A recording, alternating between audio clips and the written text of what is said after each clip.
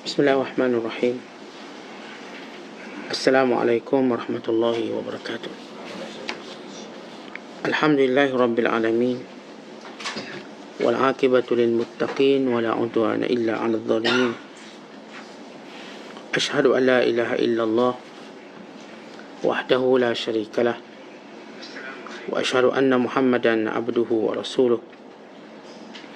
Allahumma salli wa sallim wa barik ala sayyidina Muhammad wa ala alihi wa sahbihi wa man sara ala nahjihi wastanna bi sunnatihi wa ihtada bi hadihi ila yaumiddin, amma ba'du.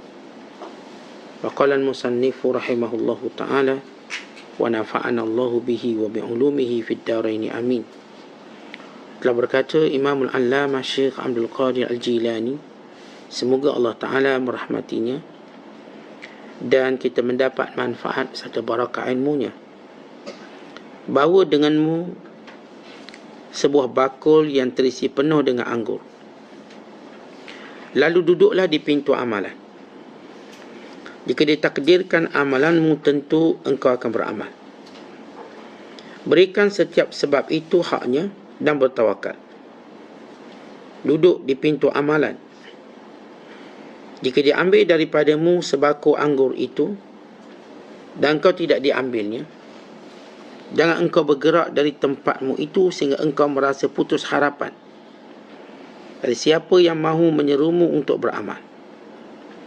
Maka ketika itu hendaklah engkau lemparkan dirimu ke dalam lautan tawakal dan engkau mengumpulkan antara sebab dengan penyebabnya. Perbaiki adabmu di hadapan gurumu dan biar banyak berdiam diri daripada banyak berbicara. Kerana yang demikian itu menyebabkan engkau dapat belajar dan mendekatkan dirimu kepadanya. Perbaiki adabmu, kelak dia akan mendekatmu kepadanya. Kerana adab yang buruk akan menjauhkanmu daripadanya. Bagaimana akan menjadi baik adabmu sedangkan engkau tidak pernah bercampur gaul dengan orang-orang yang beradab? Bagaimana juga engkau akan belajar sedang engkau tidak rela dengan sikap gurumu dan engkau tidak menyangka baik kepadanya. Muslimin dan muslimat sedang penonton yang dirahmati Allah sekalian, perkara pertama yang disentuh oleh Syekh Abdul Qadir Al-Jilani rahmatullahi alaihi rahmatan wasi'ah ialah tentang hakikat tawakal kepada Allah. Dan perkara yang kedua berkait dengan adab dengan guru dan bergaul dengan orang-orang yang beradab serta menghormati guru. Baik, dua perkara penting ini merupakan antara perkara yang utama dalam menghubungkan diri kita dengan Allah Subhanahu Wa Taala. Bila kita diperintahkan oleh Allah untuk beribadat dan menyembahnya, bahkan untuk menyempurnakan segala tugas dan peranan kita sebagai hamba Allah Ta'ala, maka di sana ada beberapa sebab yang akan menyempurnakannya. Yang menyempurnakan hubungan kita dengan Allah ialah tawakal. Lalu Syekh Abdul Qadir beri satu ibarat. Kata beliau, ambil sebakul anggur, bawa dan duduk di pintu amalan. Ambil sebakul anggur, penuh dengan anggur, bawa dia bersama kamu dan duduk di pintu amalan. Maka tengok ketika itu, kalau Allah mengilhamkan kamu untuk beramal, maka kamu akan beramal. Kalau Allah Ta'ala akan mengambil, ataupun kalau dia ambil anggur kamu dengan meninggalkan kamu, maka tetap di situ sehingga datang kembali bahagian kamu. Ia suatu takbir atau suatu misalan dan perbandingan.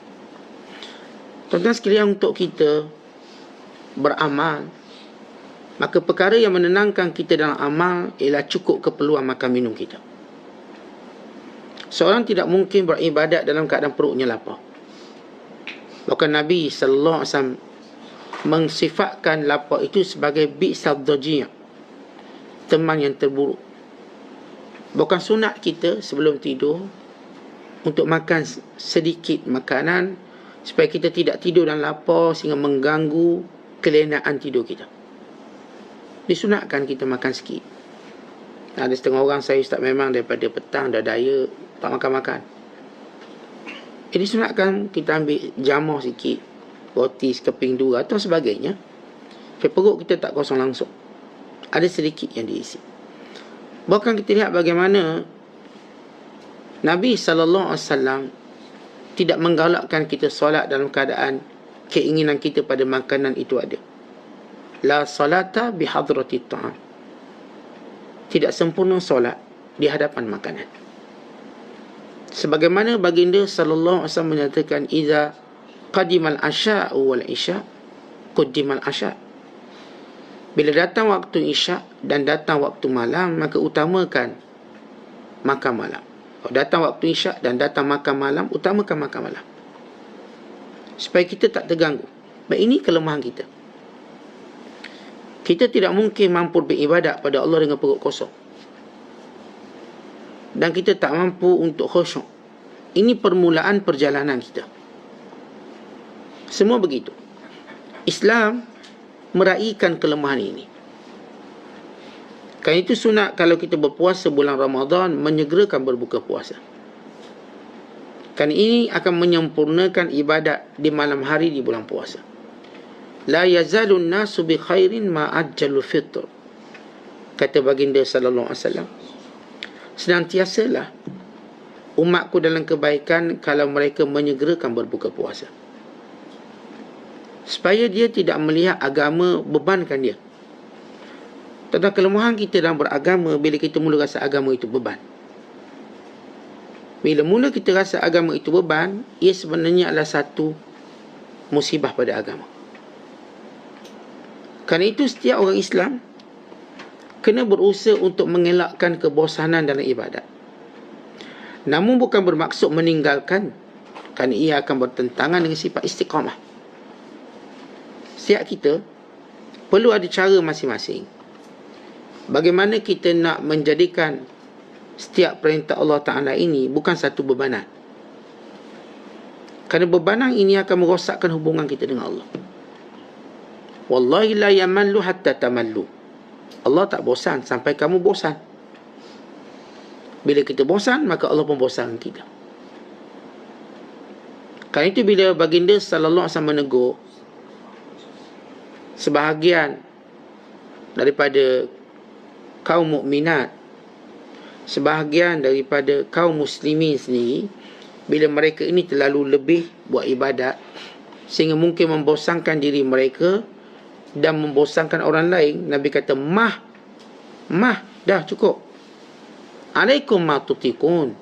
Buat ikut kadar kemampuan. Maksud kadar kemampuan tidak sampai bosan. Bila kita buat agama sampai datang bosan, maka bimbang patah. Kata Nabi sallallahu alaihi wasallam, "Inna hadzal din matin, fa'awiluhu fihi birifqin." Agama ini dia keras, maka masuk ke dalamnya dengan kelembutan. Maksudnya, kalau kita betul nak agama memang tough, tapi kita ni lemah. Sabda Nabi sallallahu alaihi wasallam, "Inna ad-dina yusrun wa lan yushadda ad-dina ahadun illa ghalabahu." Agama ini senang, tapi kalau kita cuba buat susah, maka kita kalah. Kita akan menjauhkan diri daripada agama. Sebab itu setiap umat Islam perlu mengetahui kemampuannya dalam beragama. Kerana itu bila Syekh Abdul Qadir mengatakan, baik, bawa anggur sebako, jadi cukupkan keperluan kamu, maka duduk di pintu taat. Tapi andai kata kamu diuji, kita diuji, ya, kadang-kadang bila beragama kita diuji pada rezeki kita, pada kesihatan kita, maka jangan tinggal pintu taat. Bersabar. Ya, untuk beragama buat persiapan segala perkara-perkara yang mungkin mengganggu kita. So, Syekh Abdul Qadir Ta'bir bawa sebako anggur penuh. Sebako anggur tu, sebako tu biar penuh anggur. Maknanya biar dari sudut keperluan dunia kita cukup lah.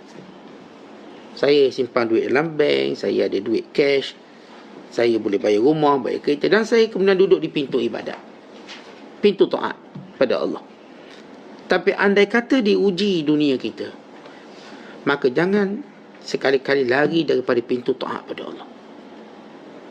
Sampai pun peringkat kita dah berputus harap dengan segala pertolongan yang datang, melainkan kepada Allah, maka inilah hakikat tawakal. Sampai kita katakan tak ada pertolongan daripada manusia. Kalau kita duduk pintu Allah ambil anggur kita, dia tak ambil kita. Dia tak jauhkan kita daripada pintunya. Dia cuma jauhkan benda-benda sekeliling kita daripada kita. Ya, ada orang yang diuji anak-anak, ada yang diuji harta benda, ada orang yang diuji dengan jawatan dan pangkat, ada orang-orang yang diuji dengan kawan-kawan. Waktu dia berada di pintu taat, maka satu persatu kawan dia lari. Atau waktu dia berada di pintu taat, satu persatu kuasanya hilang. Atau ketika mana dia berada di pintu taat, satu persatu harta bendanya tak ada. Maka kekal duduk di pintu taat. Kerana tuan-tuan, bila selagi mana kita berada pada pintu taat, Allah menjanjikan kemenangan, Allah menjanjikan kasih sayang, Allah menjanjikan kebaikan. Tapi waktu kita dah tak ada di pintu taat, maka tidak ada nilai kita. Maka di sinilah perlunya tawakal yang kuat. Baik, bila kita sebut tentang tawakal, bukan bermakna kita serah diri tanpa melakukan apa usaha. Tapi bukan juga bermakna kita berusaha sehingga meninggalkan agama. Kerana tawakal itu satu lafaz yang sempurna. Dalam hubungan hati seorang dengan Allah, dan juga mengambil segala asbab-asbab, jalan-jalan yang akan menjadikan jiwanya makin kuat dan tenang. Dipanggil al-akhdhu bil asbab. Al-akhdhu bil asbab, yakni ikhtiyar. Ada ikhtiyar. Cuma ikhtiyar tadi dengan hati yang penuh pergantungan pada Allah. Ini disebut oleh Abdullah bin Abbas sebagai athiqatu billah. Percaya Allah. Percaya. Awak kalau buat kerja ni mengikut peraturan Allah, percaya awak akan dapat. Tak kira apa benda pun yang kita nak. Kita percaya bila hati kita bulat dengan Allah. Tapi buatlah segala sebab-sebab ikhtiyar yang kita mesti buat. Baik, contoh kalau kita sebut rezeki. Rezeki. Allah uji kita dengan rezeki. Dulu kita terlibat dengan riba, rasuah. Waktu kita berada di pintu taat, maka benda tu hilang. Sebab Allah Ta'ala tak akan terima kita datang dengan membawa benda yang Allah Ta'ala tak suka. Kita kalau nak jumpa orang, boleh tak bawa benda yang dia tak suka? Tuan-tuan nak jumpa raja, raja panggil kita, kita tak boleh bawa bini kita. Pak raja panggil kita je. Kita tak boleh bawa anak kita walaupun kita sayang anak tu. Ni anak bongsu saya sayang Ustaz. Duk bergayuk kat leher saya. Tapi bila raja panggil, dia tak panggil anak kita, dia panggil kita je. Tuan-tuan kena tinggal anak tu, datang seorang. Tuan-tuan kena tinggal semua benda tak berkenaan. Ya, kita faham benda tu. Sama juga bila kita berada di pintu Allah. Bila Allah tak suka benda-benda yang berada sekeliling kita, perolehan-perolehan rezeki kita dengan cara yang salah, maka benda ini akan dihilangkan oleh Allah. Wa imma Allah hilangkan dengan ilmu kita, ataupun Allah hilangkan dengan takdirnya. Maksudnya, dia semua takdir Allah. Sama di kita ni, kalau dah tahu hukum hakam, kita sendiri buang. Saya tak nak. Atau Allah yang buangnya. Allah jadikan perniagaan tadi bankrupt, bisnes tadi lingkup. Allah yang buang dia. Supaya kita datang dengan keadaan suci bersih. Ya, kalau kita buang dengan ilmu, dia lebih ringan berbanding Allah buang dengan takdirnya tadi. Kita memang berat. Lepas tu ada orang bila dia dah tahu hukum, dia tinggalkan. Maka ringan dia menanggung beban tadi. Tapi ada orang yang Allah sayang dia, dan dia masih keberatan meninggalkan perkara-perkara yang salah. Maka Allah dengan kasih sayangnya menguji dia sehingga hilang semua benda tu. Sehingga dia tak ada benda tu. Dimatikan orang yang disayang, dihilangkan harta yang dipunyai, supaya datang dengan kosong seorang diri. Supaya benar pergantungannya dengan Allah. Tidak ada lagi yang merosakkan, tidak ada lagi kesibukan yang membingungkan. Baik, ini hamba Allah yang Allah Ta'ala nak pilih. Maka bila kita pergi kepada makna tawakal yang sebenar, tawakal yang sebenar ini, dia akan menjadikan kita lebih kuat, menjadikan kita lebih berani, menjadikan kita lebih yakin dengan kehidupan ini. Tuan-tuan yakin, ramai orang dia membina keyakinan dengan pangkat, membina keyakinan dengan harta, dengan anak, isteri. Sebenarnya keyakinan ini bukan dengan alat. Keyakinan ini sesuatu yang menetap dalam hati. Orang kalau dia yakin walau dia seorang diri, dia kuat. Dia yakin. Dia seorang je. Orang kalau tak yakin walau dia gangster 20 orang, lari dia. Lihat orang yang berjiwa yakin, dia mungkin boleh menghadap 20 orang. Sebab dia yakin. Dia kuat hatinya. Dia tak lari. Begitulah kekuatan. Ada orang mungkin dia bawa geng dia dah. Ni grup gangster buat 20 orang, lari. Berhadapan orang yang yakin. Ada orang yakin seorang dia boleh lawan satu negara. Sebagaimana kisah Ibrahim AS. Ibrahim seorang je. Lawan satu negara. Daripada Namrus dia lawan pada semua pembesar. Seorang diri. Bayangkan dalam kehidupan Nabi Allah Ibrahim. Seorang diri lawan Namrus. Dia berani mengganggu Namrus. Seluruh rakyat Namrus ini mengaku Namrus itu Tuhan. Beriman, percaya pada Namrus Tuhan. Dan mereka memusuhi Ibrahim. Sehingga waktu Raja Namrus menjatuhkan hukuman bakar, semua rakyatnya pergi cari kayu untuk bakar. Nak beritahu bersatu padunya rakyat. Menolak Ibrahim AS. Tapi Ibrahim orang yang kuat, tawakal pada Allah. Sebab kalau kita sebut tawakal, antara sifat Allah, nama Allah ialah wakil. Wakilun. Kita kalau bahasa Melayu sebut wakil, wakil kita lah. Wakil pengantin, wakil syarikat, juru cakap. Antara nama Allah wakilun. Maksud wakil ialah hami. Apa itu hami? Penjaga, pencukup, pemelihara. Tingginya tawakal Nabi Allah Ibrahim AS, dia lawan satu negara. Dicampak dalam api dan tidak terbakar. Yakin pada Allah kerana api itu makhluk Allah. Tetapi kita nak bentuk tawakal macam ni, jadi kita tak mungkin sampai macam darjat Nabi Allah Ibrahim AS. Namun setiap kita tak boleh guna alasan dia Nabi kita siapa. Sebab Allah sentiasa suruh kita ikut Nabi. Allah berfirman, fasbir kama sabara ulul azmi minar rusul. Kamu kena sabar macam Rasul-Rasul ulul azmi. Kita kena sabar macam Rasul-Rasul ulul azmi. Kita kena kuat macam para Nabi. Kita kena tawakal macam para Nabi. Baik, tawakal yang kita sebut cara Nabi. Bukan tawakal cara mulut kita. Tawakal saya kerja tak buat apa. Pertama, kita nak melazimi pintu taat. Saya tak nak lari pintu tu. Yang saya dah jaga solat, tutup aurat, saya dah buang yang haram, saya ambil yang halal.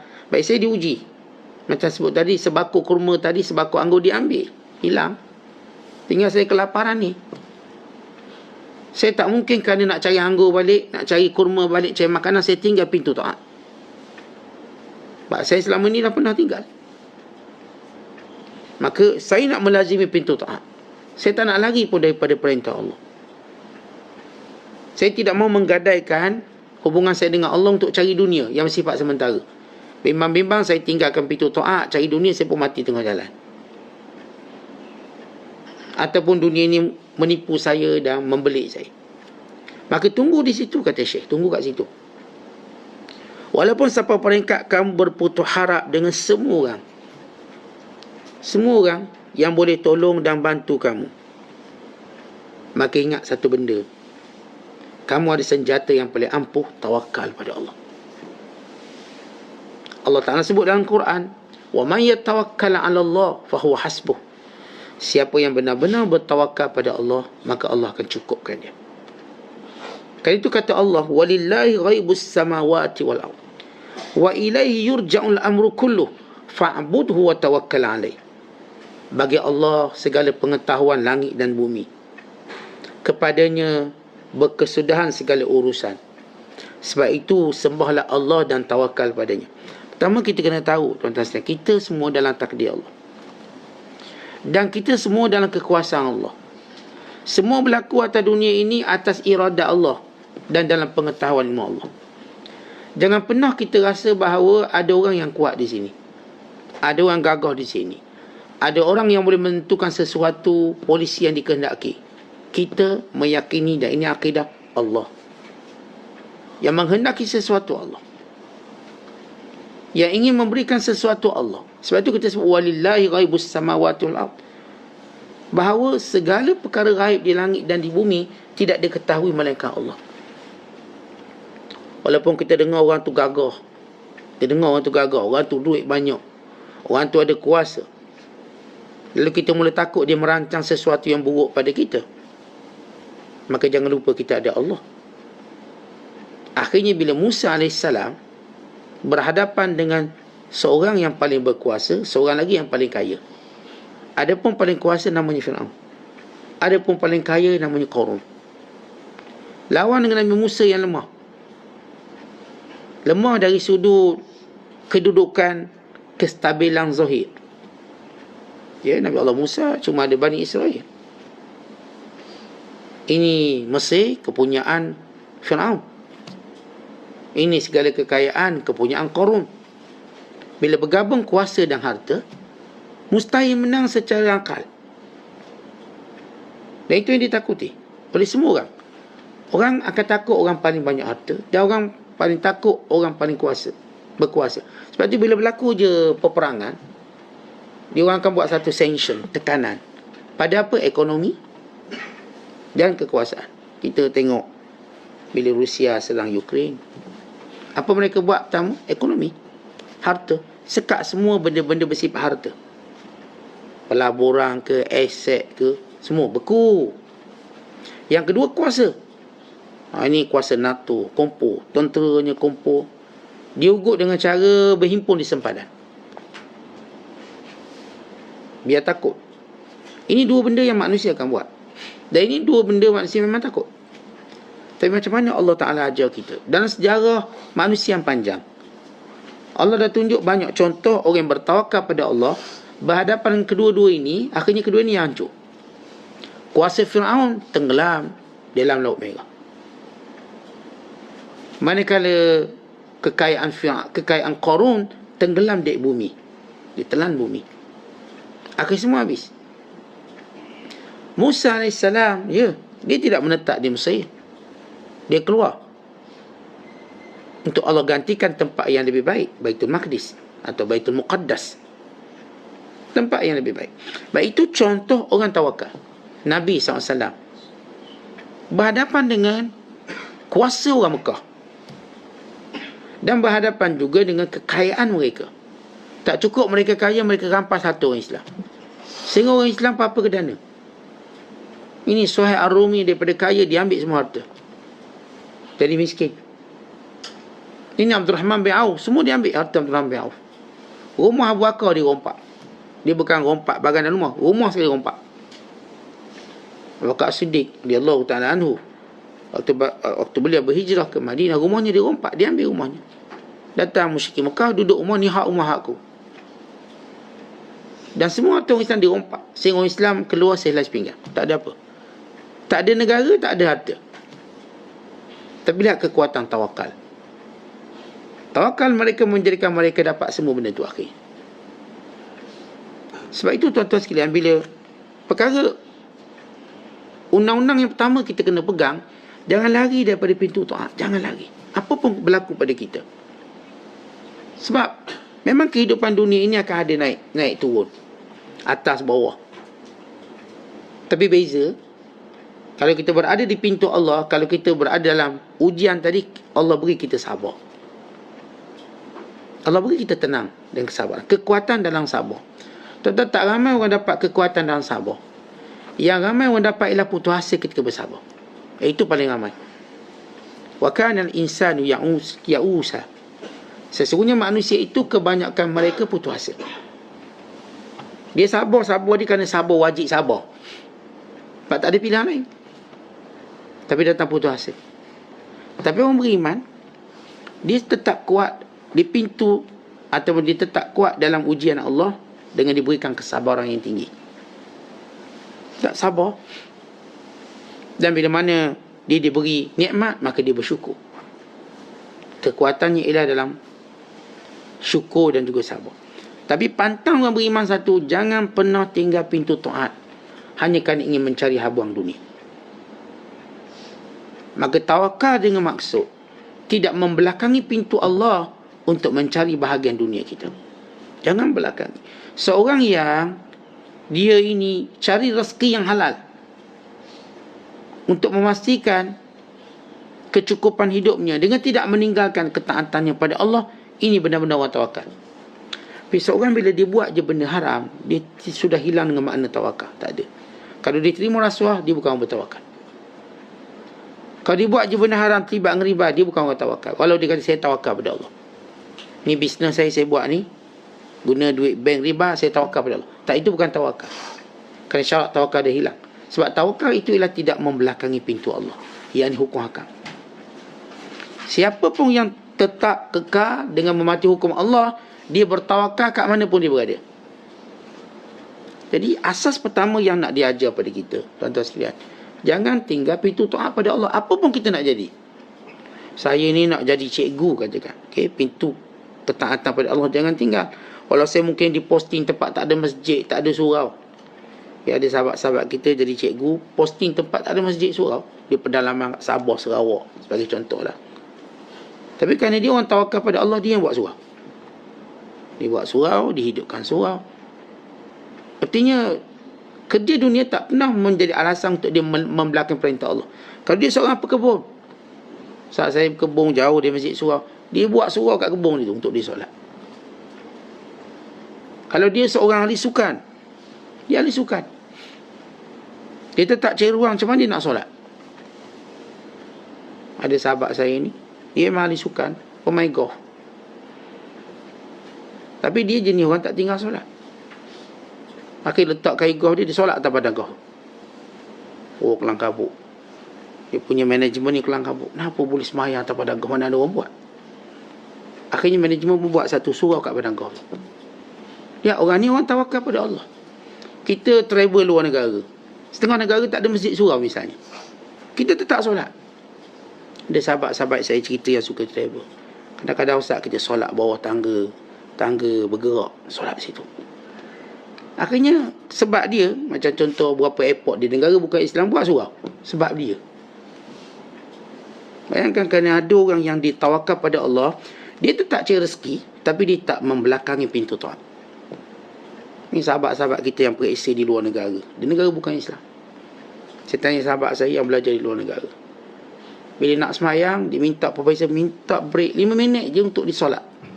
Dia tengah bereksir, mana boleh keluar dewan, disolat belakang tu je, dia solat, sehingga akhirnya dia beri kebenaran. Ini orang tawakal hebat. Tentu dulu naik kapal terbang pakai tak solat lah kita. Dululah cerita dia sebelum ada kepahaman betul. Tapi bila ada orang kepahaman agama, dia naik kapal terbang, dia nak solat. Dan pertama, bila kita solat dalam kapal terbang, kita mesti memilih solat sempurna kalau kita berupaya. Tapi kalau tak boleh, boleh kita pergi solat duduk. Tapi jangan solat duduk dulu. Solat dalam keadaan kita berupaya untuk berdiri-berdiri. Saya ingat pengalaman saya dulu naik kapal terbang. Saya kata saya nak solat, cakap dengan pramugari ni, saya nak solat. Pramugari ni macam kecoh. Dia pun panggil ketua pramugara, lelaki, saya ingat nama dia, datang. Dia kata, Cik Isi nak solat. Saya nak solat. Dia pun macam kelang kabut. Akhirnya saya dibenarkan solat. Oleh kerana kapal terbang tu dia ada 3 kompartmen. Dia ada first class, business class, economy class. Kelas ekonomi.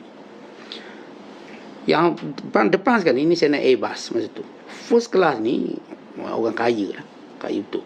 Tapi situ seorang je ada. Pun Mak Saleh, saya ingat ni mungkin engineer emas dan sebagainya, Wallahualam. Dia seorang. Akhirnya saya dibenarkan solat kat first class, tak ada orang tu. Itu lapang, nak berdiri, nak apa. Tapi bila kita tidak mahu membelakangi agama, maka Allah beri ruang tu pada kita berdasarkan kesungguhan kita. Ya, kadang-kadang kita tak boleh solat berdiri, tak bagi. Kita duduk, baru kita duduk. Tapi orang yang bertawakal, antara kekuatannya, dia tak pernah tinggal pintu taat. Duduk mana pun. Dia pergi hutan, solat dalam hutan. Dia pergi ke tengah laut, solat tengah laut. Inilah dia hakikat tawakal, tidak membelakangi pintu Allah. Kalau kita mula tinggal je pintu Allah untuk dapat habuan-habuan dunia kita, maka kita dah lari dengan makna tawakal. Dah tak ada dah tawakal tu. Sebab tu orang tawakal ni hebat. Mereka lah yang kembangkan Islam. Tawakal yang sebenar. Tuan-tuan, dulu bila nak berlayar, orang takut. Kita bila baca sejarah pelayaran dunia, ini ada seorang pakar pelayaran dunia yang dinobatkan sebagai pakar pelayaran dunia. Namanya Putera Henry, daripada Portugal. Dia buat satu akademik pelayaran di kota Lisbon.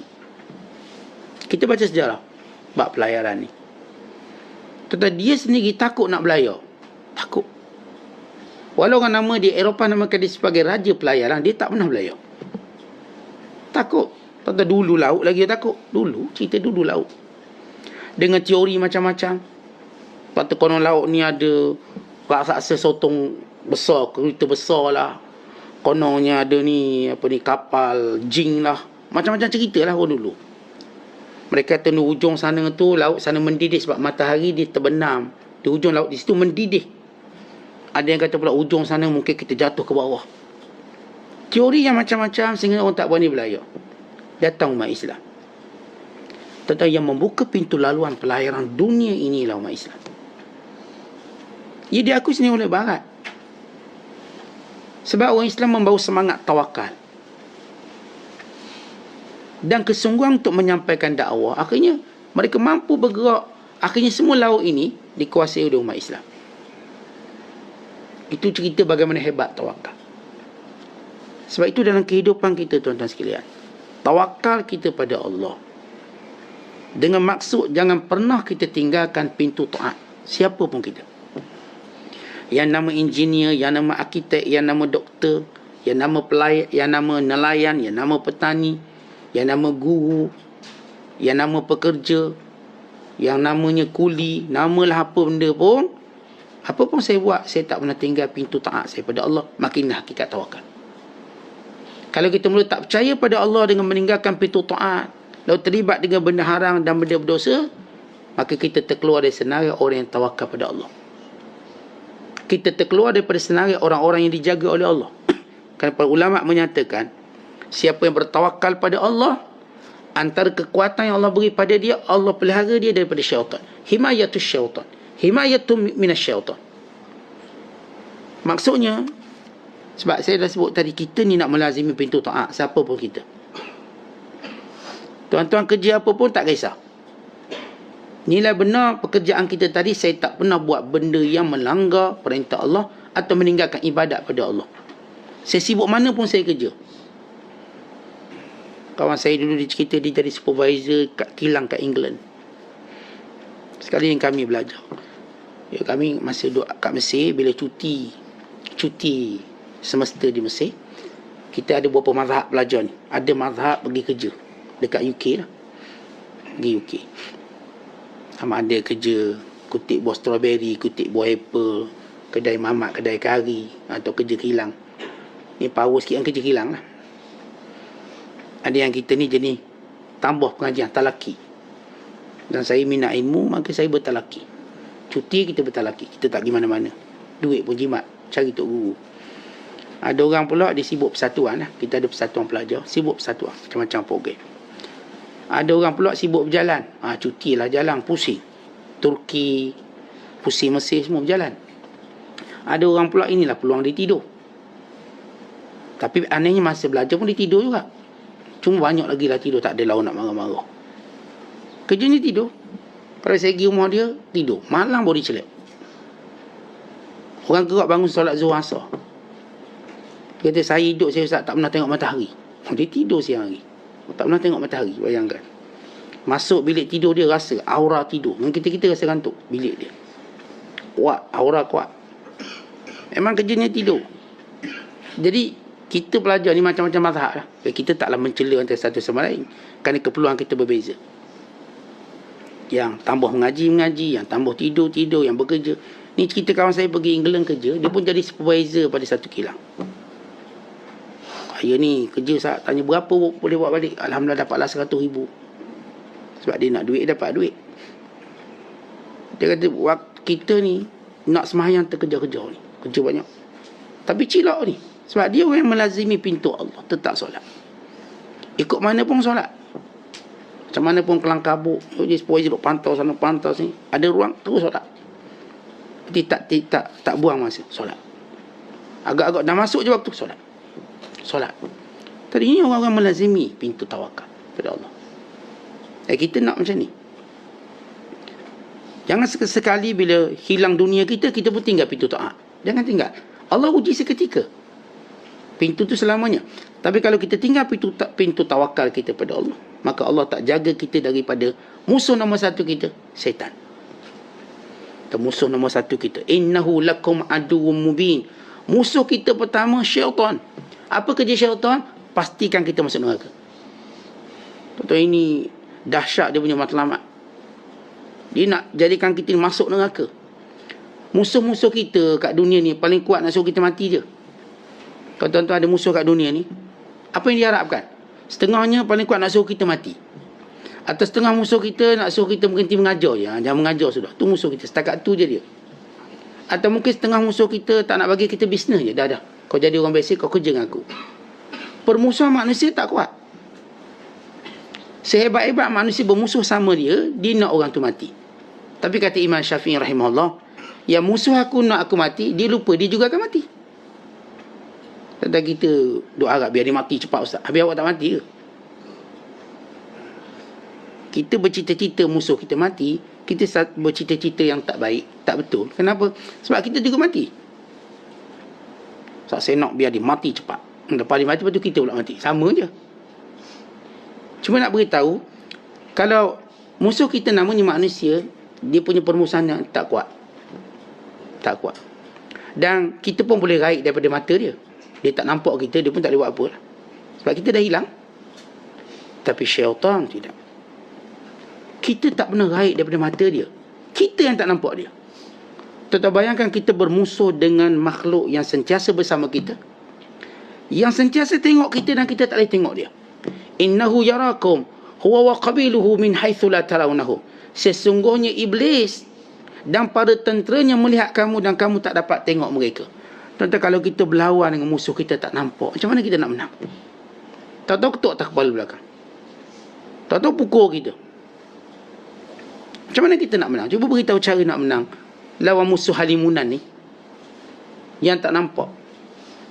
Dia dengan mudah dia akan kita ni, tuan-tuan, kalau tutup mata dengan kain, lepas tu orang ketuk kepala kita, tak jumpa dah cari kat mana. Cuba tutup mata sekejap.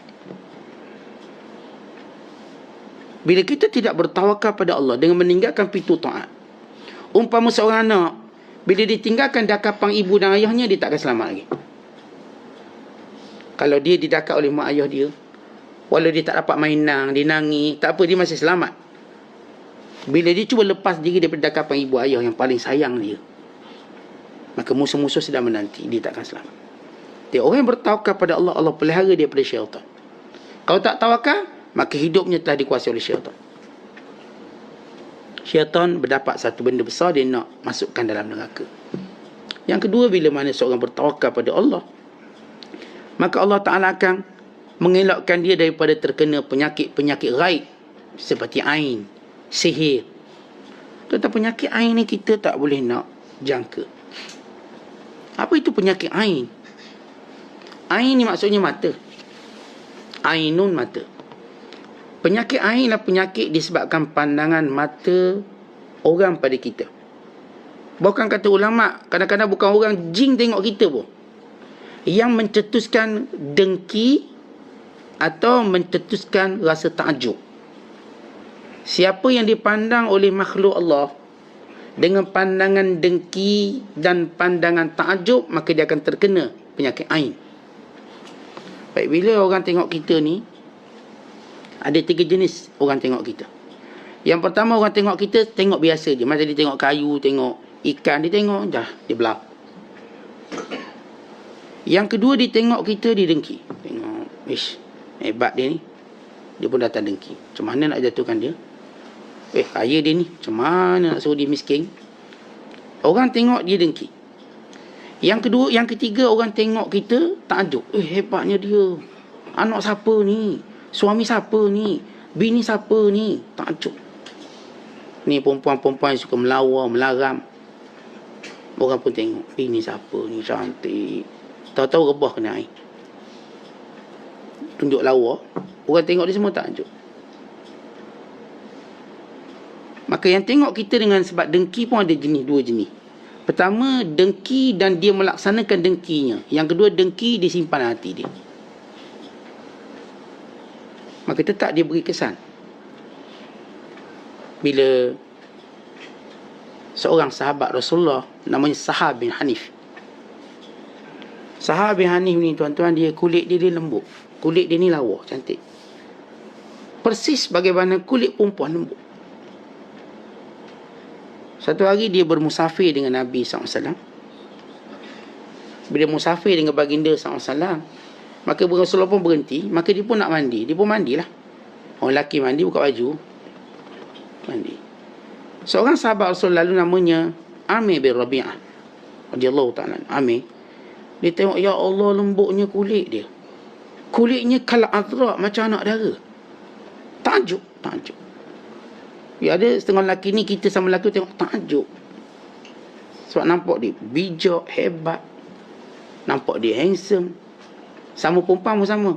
Kita perempuan sama perempuan pun kadang-kadang yang nampak kawan ni cantik, lawa.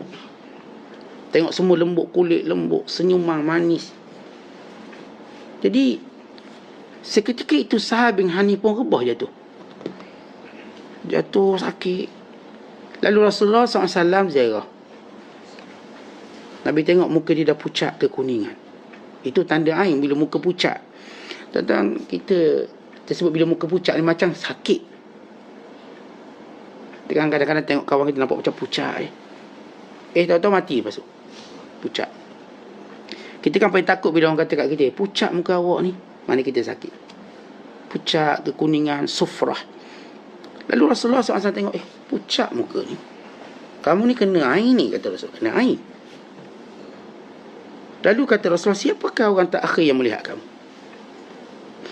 Siapa yang kamu rasa dia penyebab? Maka kata dia, tadi tengah saya mandi ada seorang tengok. Namanya Amir bin Rabi'ah. Lalu kata Rasulullah, panggil dia. Maka Rasulullah pun panggil. Nabi kata, kenapa kamu bunuh saudaramu?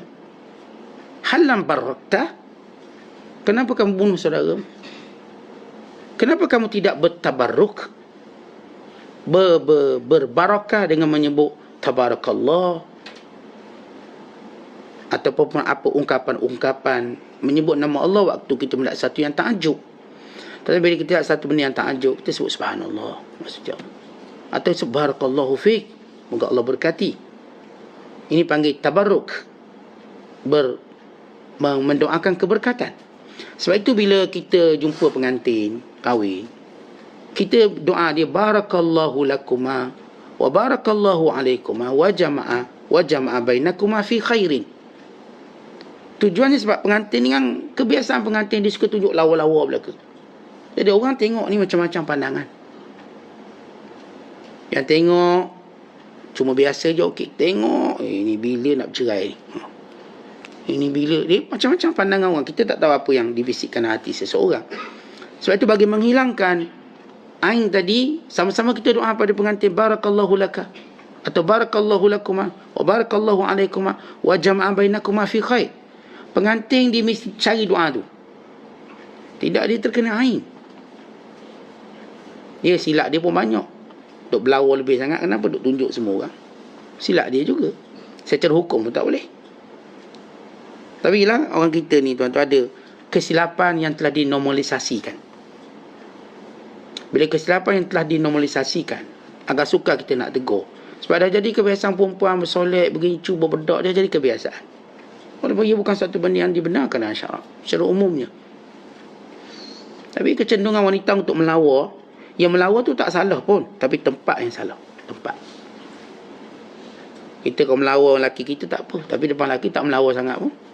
Lelaki tengok seram je. Dengan orang lain kita melawar, orang lain tengok geram je. Kan beza. Orang lain tengok bini kita geram, kita tengok bini kita seram.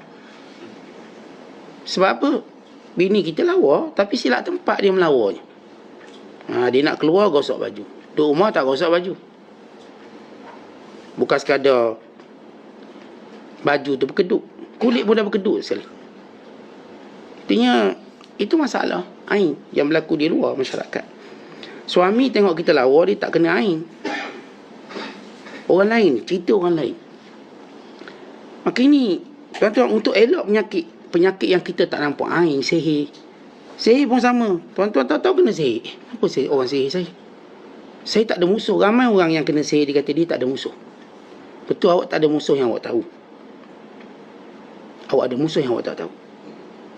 Dan musuh yang awak tak tahu ini, satu je benteng awak, tawakal pada Allah. Paling kurang tuan-tuan, paling kurang dalam hidup kita, amalkan selalu Bismillahi tawakkal tu ala Allah. Amalkan selalu. Kita nak berjalan keluar je, Bismillahi tawakkal tu ala Allah. Kita nak start bisnes, Bismillahi tawakkal tu ala Allah. Kita mula masuk tanah, pecah tanah, Bismillahi tawakkal tu ala Allah. Sebab bila seorang baca doa tersebut, kata syaitan, bagaimana kami nak kacau orang yang Allah Ta'ala jaga, Allah pelihara, Allah cukupkan. Yang Allah Ta'ala wukiya wa kufiya, Allah jaga, Allah cukupkan dia, Allah pelihara. Sebab itu kita jangan lupa menyebut tawakal tu ala Allah. Okay, bismillah tawakal tu ala Allah. Jalan. Kita nak buat program besar ni, bismillah tawakal tu ala Allah. Jangan sampai orang dengki program kita pula. Tawakal ala Allah. Sebab kita tidak mengetahui musuh-musuh yang tersembunyi, yang berlaku penyakit ain, penyakit sihir. Bawa anak kita berjalan keluar, Bismillahirrahmanirrahim, tu Allah. Ajar anak-anak kita kecil ni. Kita kadang-kadang anak kita suruh ulang semua benda, tapi tak suruh ulang doa. Tengok tu kita apa tu, Mercedes bawa sebut, berbelit lidah anak sebut Mercedes. Tapi kita ajar juga, tapi doa tak ajar. Ajarlah anak sebut Bismillah. Umur 2 tahun tak apa, suruh dia tawakal tu ala Allah. InsyaAllah anak kita selamat. Siapa pun tengok dia tak ada mudarat. Tadi ini paling minimum kita baca doa Bismillah tawakal tu ala Allah. Jadi kalau orang tu bertawakal pada Allah, tak timbul isu ain sihir, tak timbul dalam kehidupan dia. Tawakal, saya serah pada Allah. Dan bila dia kena, jangan dikata ini orang ni gagah lah, hebat sihir, ini sihir Bali, Indon, ini sihir Siam. Jangan. Ini takdir Allah. Tuan-tuan sekalian, bila tanda kita ni tak dapat pertolongan Allah, bila kita melihat punca berlaku sesuatu, kita fulan. Bukan Allah. Ini dah takdir Allah, saya redha. Kalau kita tengok orang tu gagah lah Ustaz, sebab tu dia, bukan. Dengan izin Allah. Orang tu sendiri pun, dia pun boleh kena penyakit. Sebab budaya kita dah macam tu. Budaya kita, Ustaz, ini sihir daripada Siam, Ustaz. Ni Tok Sami, Tok Pekong punya orang ni, Ustaz. Kuat ni, power. Tak ada powernya tanpa izin Allah. Ni start daripada Bali, Ustaz. Ni Hindu punya cerita ni. Jampi serapah Hindu. Tak ada kekuatan jampi serapah tu melainkan dengan izin Allah. Tuan-tuan, hindarkan percakapan kita, melihat kekuatan bila berlaku sesuatu musibah pada kita, melihat ia datang daripada fulan. Tak, ini daripada Allah. Dan ini takdir Allah untuk kafarah dosa aku, untuk beri aku ilmu, pelajaran, untuk jadikan mungkin ini satu hukuman kan aku lalai menyebut nama Allah.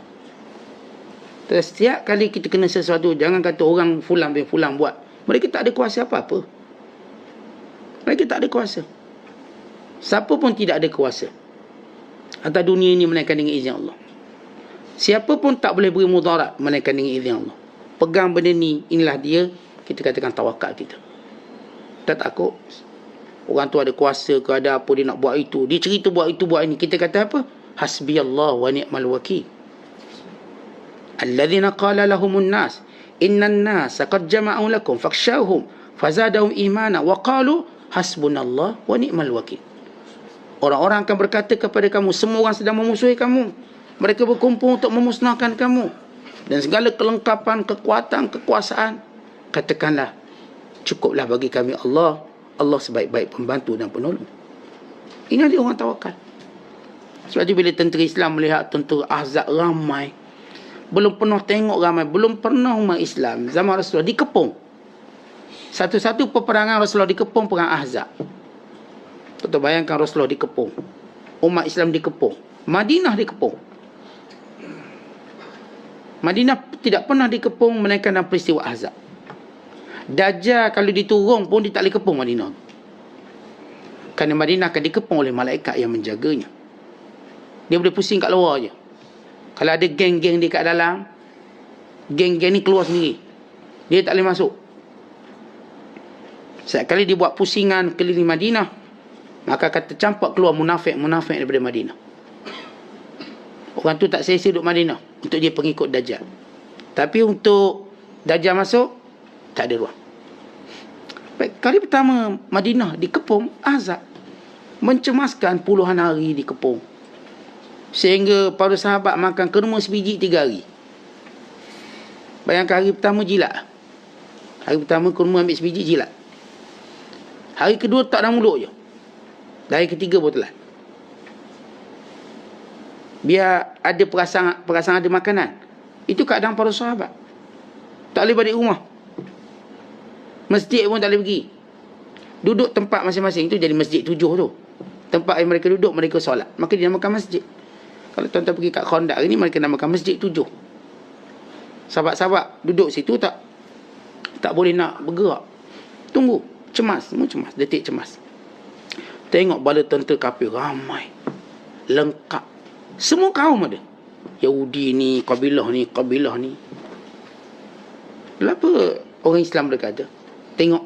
Makin bertambah yakin mereka dengan pertolongan Allah. Bila makin kuat musuh, maknanya makin dekat pertolongan Allah. Musuh kuat ni ramai. Sebab Allah nak hadirkan jiwa tawakal yang betul. Kerana orang Islam dia tak boleh berpegang pada kekuatan fizikal. Kekuatannya pada hubungan dengan Allah. Akhirnya kepungan ini dia terburai sendiri. Datang ribut yang kuat, perbalahan sesama mereka dah pecah sendiri. Balik ke Mekah. Tanpa Rasulullah perlu berperang dengan mereka. Mereka balik sendiri. Akhirnya benarnya tawakal orang beriman kepada Allah SWT, maka Allah Ta'ala berikan kemenangan. Maka itu kita sebut bahawa seorang yang benar-benar bertawakal pada Allah, Allah beri dia quwwatul azimah wa qudratu ala thabat. Maknanya keazaman sentiasa kuat dan dia sentiasa teguh dengan prinsip. Ini orang tawakal. Orang tawakal ni tuan-tuan, dia tak roboh dengan prinsip. Kita meniaga halal, tiba tak untung. Allah. Meniaga haram untung banyak. Ini orang tak ada prinsip. Tak apa. Bukan rezeki saya lagi. Saya akan terus buat macam ni. Ini halal. Lama kelamaan tuan-tuan sekalian, kita akan dapat juga bahagian kita. Kadang ada orang bila nak buat bisnes, dia macam tak lari daripada acuan orang kafir.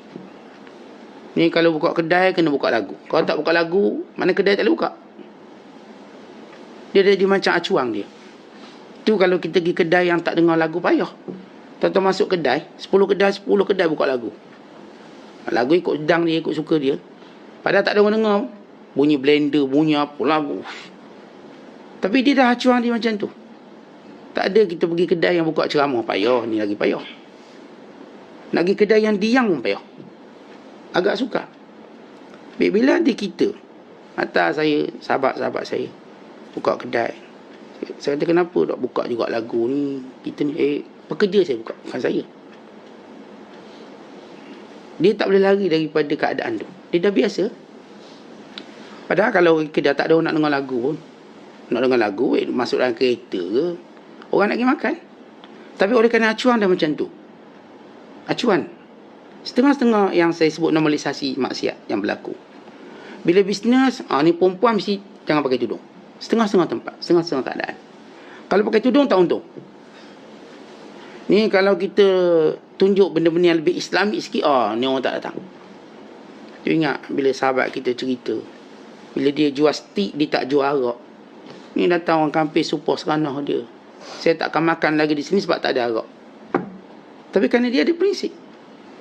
Tak apalah, awak tak datang pun, saya tak rugi apa pun. Saya tetap takkan jual arak. Awak nak makan, tak nak makan, itu awak. Akhirnya dengan izin Allah, dia tetap datang juga. Ini orang pegang prinsip. Ini orang tawakal pada Allah. Tentu orang yang bertawakal pada Allah, dia paling berprinsip dalam keadaan mana pun. Senang ke, susah ke, kaya ke, miskin ke, menang ke, kalah ke, dia orang ada prinsip sebab dia tawakal pada Allah. Dia tak berubah. Saya macam ni, saya tak akan berubah. Maka ini dia orang yang kuat bertawakal pada Allah. Yang saya sebut syarat tawakal tadi, jangan lari daripada pintu taat. Jangan lari. Lari je kita dah tak kira tawakal. Kemudian orang yang bertawakal pada Allah, mereka lah yang akan bertingkat iman. Iman duk bertambah pada orang bertawakal. Iman tak akan bertambah pada orang yang tidak tawakal. Akhirnya dipercayai sebab daripada Allah. Tentang kita mencari segala sebab, tapi bukan sebab yang Allah murka. Saya cari sebab. Kalau saya nak anak sebab lama kahwin tak dapat anak, saya cari semua sebab rawatan. Semua sebab rawatan. Tapi saya tak mungkin merawat dengan cara yang haram. Khurafat, sihir, tak mungkin. Saya akan terhenti di situ. Pada perkara yang haram, tak. Dan kalau ada obat-obat yang tak patuh syariat, saya akan tanya para ulama' dulu. Boleh tak boleh? Jadi kalau ulama' berfatwakan berdasarkan ilmunya, ini darurat, okay, harus. Baru saya akan ikut. Kerana fatwa ulama', bukan kerana saya nak. Maka orang ni tuan-tuan tawakalnya hebat. Dia tak akan masuk suatu benda kalau benda tu ada kemurkaan Allah. Sebab itu dia sentiasa damping ulama'. Mendamping para ulama' untuk dia mengetahui hukum. Kalau hukum kata tak boleh, saya tak sentuh. Tak fikir pun. Saya ingat ada seorang hamba Allah, Masya Allah, dia ni bisnes bagus. Saya pergi rumah dia, tunjuk income dia sebulan 60,000. Tapi ada seorang ulama' kata bisnes ni ada syubhat dan haram. Dia stop terus. Secara spontan, secara immediately terus berhenti. Kita tanya dia, kenapa angkat berhenti? Saya bila tahu haram, saya takut. Takut saya lebih daripada keinginan saya untuk kaya. Kalau kita mana nak kaya, siapa tak nak kaya, nak lah. Tapi takut Allah murka lebih daripada keinginan untuk kaya. Tuan-tuan tinggal. Aneh orang ni, hamba Allah ni hebat. Hanya dengan satu fatwa ulama'. Dia tak kata, ni ulama' dengki aku, ni aku kaya dengki. Tahu ulama' tak dengki kat kita pun. Dia cuma beritahu fatwa hukum. Takut kita kena dipengaruhi oleh syaitan. Tak ada pun ulama' nak dengki sebab kita ada kuasa ke, sebab kita kaya. Tapi tak pastikan kita ni buat perintah Allah. Awak ada kuasa, buat perintah Allah. Kita tak dengki pun nak kuasa awak tu. Kita tak dengki pun nak kaya awak tu. Tak. Tapi biar awak diberkati hidup. Biar awak kaya dan kerana Allah berkati. Kita doakan keberkatan. Moga awak betul-betul kaya dengan kaya yang Allah redha awak. Tak ada masalah. Tapi bila orang-orang ni, tuan-tuan sekalian, dia punya takut dia pada perkara haram, dia sanggup tinggal. Ini contoh orang tawakal pada Allah. Memang orang ni sentiasa ada Allah tunjuk contoh supaya kita tak kata tak boleh buat. Ada orang buat dan dia dah berjaya meninggalkan benda syubhat. Nampak je syubhat, saya tinggal. Saya tak nak terlibat dengan benda-benda haram. Dan orang-orang yang bertawakal pada Allah dengan sebenar, maka mereka lah orang-orang yang Allah berikan syurga. Syurga ni pada orang bertawakal. Siapa? Orang yang tidak meninggalkan pintu taat. Jadi apa pun berlaku dalam hidup kita, tuan-tuan usahalah. Usaha. Ikhtiarlah. Satu je syarat, jangan tinggal pintu taat pada Allah. Kita nak jadi orang paling popular, silakan, tak ada masalah. Saya suka popular, suka glamour, boleh. Jangan tinggal pintu taat. Jangan popular tadi menyebabkan kamu sombong, duk hina orang, jangan. Popular kamu untuk tujuan, wah Imak, saya ni jenis seronok kalau orang kenal saya, Ustaz. Boleh tak boleh? Saya seronok orang kenal saya. Sebab tu saya, bila Facebook saya suka puluh-puluh ribu pengikut, tak ada masalah. Saya nak kongsi apa yang saya buat pun dengan orang ramai. Boleh tak boleh? Tak ada masalah, okey. Tapi lazimi pintu taat. Jangan sampai kita hina orang. Jangan konten yang kita buat tadi benda yang diharamkan. Nak dapat like banyak, kita duduk menari dalam keadaan yang tak betul cara kita. Maka ini bukan cara kita. Islam tak menghalang untuk orang tu nak glamour. Sebab manusia ni berbeza. Ada orang tuan-tuan dia suka low profile. Low profile. Maka sebab tu gambar Facebook dia pun gambar kucing, gambar itik. Sebab low profile tak nak. Biar jangan kenal dia. Dia pun, konten dia pun tak ada kaitan keluarga dia. Dia cerita lauk, cerita sekian. Lebih pada informasi. Baik, itu cara dia. Ada orang dia letak profil dia, suami dia, anak-anak dia. Kenapa? Saya suka. Maka tak salah, silakan. Dia pun suka share buat makan, minum. Dia pergi kedai makan, silakan, tak salah apa pun. Sebab asal satu hukum itu harus duniawi. Ada orang dia buat konten-konten, biar orang dia buat pertanyaan.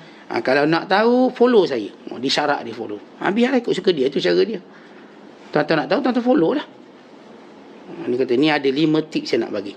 Tapi yang kelima tu penting sekali. Jadi kita pun nak dengar lah. Yang pertama, kedua, tunggu 5 tu. Nak sampai 5 tu 5 minit. Tapi yang 5 tu dia tekan penting sekali. Itu cara dia, suka dia lah. Tak ada masalah apa, tak berdosa. Dia nak buat apa. Tetapi pokok persoalan utama ialah jangan ada benda yang Allah murka. Itu je.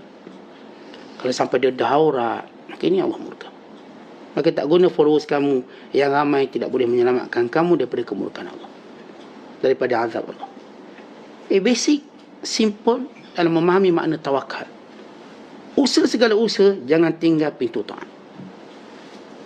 Maka orang ni benar-benar bertawakal kepada Allah. Kemudian kata Syekh Abdul Qadir, jaga adabmu di hadapan gurumu. Kerana ini sumber ilmu kita. Sebab kita nak tawakal kena ada ilmu. Kita tahu kita agak terhad untuk dapat ilmu sendiri. Tuan-tuan nak gali sendiri ilmu tak mungkin. Umpama tuan-tuan nak gali emas tak mungkin. Tuan-tuan pergi beli kedai emas daripada tukang-tukang emas. Dia dah bentuk lawa, dah jadi gelang macam-macam jenis gelang. Dah jadi cincin macam-macam jenis cincin, macam-macam jenis saiz sesuai dengan kita. Tak mungkin kerana kita nak emas kita pergi korek tanah, dulang sendiri. Itu sampai mati pun boleh pakai gelang sebentuk. Sebab apa lama? Ini kalau tuan-tuan orang awam nak cari sendiri hukum akal, belajar dulu bahasa Arab sampai mati. Tak kenal lagi bahasa Arab mungkin. Kita dah ada ulama. Mereka ini macam kita sebut tukang-tukang emas. Mereka ini macam tukang-tukang masak. Mereka mesti masak apa sahaja. Mereka dah tahu bahan-bahan mentahnya. Kita cuma tahu nama masakan. Kita pun bahan mentah pun tak tahu. Dalam tu letak apa? Kita tak tahu. Kita cuma tahu ni kari, ini masak sambal, ini masak sekian. Letak apa? Tak tahu. Saya tahu sedap je.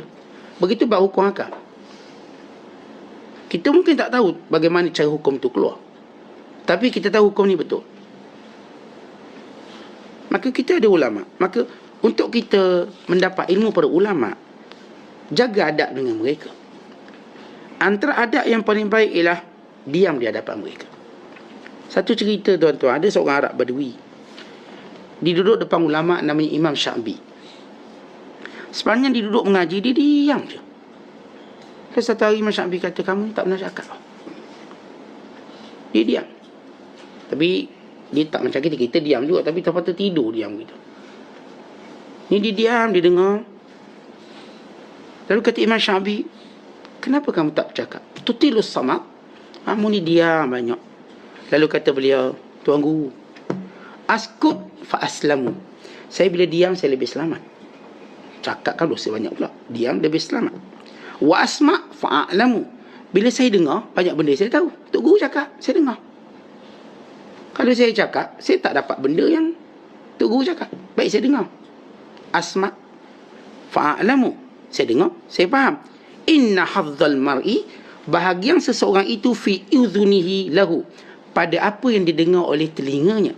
Wa fi lisanihi li ghairi, kalau dia bercakap itu bukan manfaat untuk dia, untuk orang lain. Tetapi kita kalau dengar orang cakap, dapat manfaat untuk kita. Kalau kita cakap untuk orang lain. Lalu kata Badui ni, sebab tu saya diam. Diam. Tuan-tuan, kalau kita tak boleh alim dengan sebab bercakap, maka kita alim dengan sebab diam. Maksudnya apa dia? Ni pesanan Luqman Hakim pada anak. Kalau kamu ni memang tak pandai bercakap, cakap gagak, lebih baik kamu pandai diam. Itu bagus. Kehebatan seseorang pertama sebab dia pandai cakap. Yang kedua sebab dia pandai diam.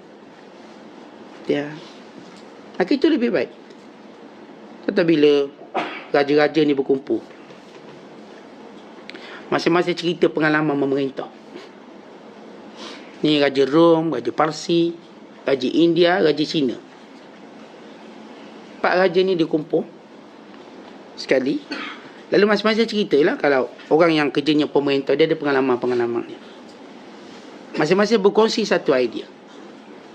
Kita ringkaskan, kata Raja Cina. Di sini kata, aku ni setiap kali aku bercakap aku menyesal. Tapi kalau aku diam aku tak menyesal. Kalau aku cakap ni banyak menyesal. Sebab itu tuan-tuan, bila kita bercakap, menyesalnya lebih banyak daripada kita diam. Khususnya depan Tok Guru kita. Kerana depan-depan orang tertentu, mendengarnya lebih baik sebab kita dapat benda dia, daripada kita bercakap. Sebab Tok Guru tu dia tak nak benda kita. Dia macam kita curhai dia, kalau dia dengar, dia tak ada apa dia nak. Kita nak apa yang ada pada dia, hukum hakam, adab dan sebagainya. Sebab itu kita lebih duduk diam di hadapannya. Kan itu adab dan akhlak kita untuk kita dapat banyak. Itu kita jumpa ulama hebat, ulama besar, duduk dia, saya kita akan dapat lebih banyak. Biar dia cerita pengalaman dia. Biar dia cerita kisah dia. Sebab benda dia, kisah dia ada sesuatu yang baik untuk kita. Kita lebih dengar apa yang dia nak sampaikan pada kita, berbanding kita nak suruh dia dengar apa yang kita sampaikan. Sebab itu kata ulama, ilzamis samat yaksibuka safwal mahabbah. Bila kamu diam, kamu akan dapat kasih sayang yang suci. Diam. Sebab tuan-tuan, orang-orang hebat ni, dia suka tengok orang duduk diam dengan dia. Dia suka. Anak kita suka anak kita duduk diam. Kita diam. Makin dia diam, makin banyak kita nak beri sesuatu pada dia. Kalau dia suka beta kita, melawang kita, tak banyak lah. Dapat tarik telinga je lah. Kalau dia diam, dia dengar, dia dapat banyak. Maka ini adab kita. Sebab apa Syekh bila sebut tawakal, dia sebut guru. Kerana saya kata sumber tawakal kita ialah guru kita. Ilmunya, kisah-kisah untuk membina tawakal. Sebab tawakal tidak dibina dengan kejahilan. Dibina dengan ilmu, pengetahuan. Dan ilmu yang kita sendiri akui ialah milik yang Allah berikan keistimewaan, kemuliaan pada ulama. Mereka mewarisi ilmu pada Nabi. Jadi bila kita diam di hadapan mereka, kita dapat sesuatu yang menjadikan tawakal kita lebih kuat. Tawakal kita sempurna dan kesungguhan kita melazimi pintu taat kepada Allah sampai kita bertemu dengan Allah Subhanahu Wa Taala. Wallahu a'lam. Assalamualaikum warahmatullahi wabarakatuh.